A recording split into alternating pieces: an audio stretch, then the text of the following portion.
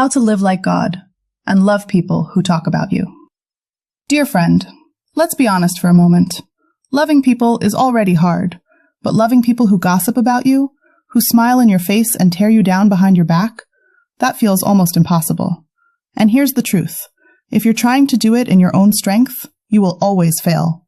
Because human love has limits. It gets tired. It gets offended. It keeps score. But God's love? God's love is different. God doesn't love based on how people treat him. He loves based on who he is. And if you want to live like God, it starts right there. Not with trying harder, but with surrendering deeper. You see, loving difficult people isn't about pretending it doesn't hurt. It's about choosing a higher response. When someone gossips about you, your flesh wants revenge. Your mind wants to replay the words. Your heart wants to shut down. But God calls you higher. He calls you to respond with grace when they expect anger, silence when they expect reaction, prayer when they deserve confrontation. And no, that doesn't mean you allow disrespect or stay in toxic situations. But it does mean you refuse to let their behavior change your character. Because the moment you start acting like them, you've stepped out of alignment with who God created you to be. So how do you actually do this?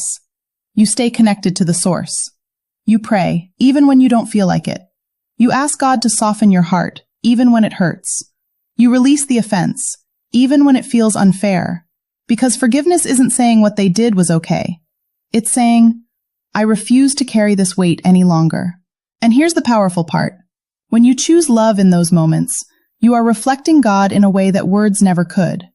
Anyone can love when it's easy, but it takes spiritual strength to love when it's painful. So if you're struggling today, you're not alone. But don't try to do it by yourself.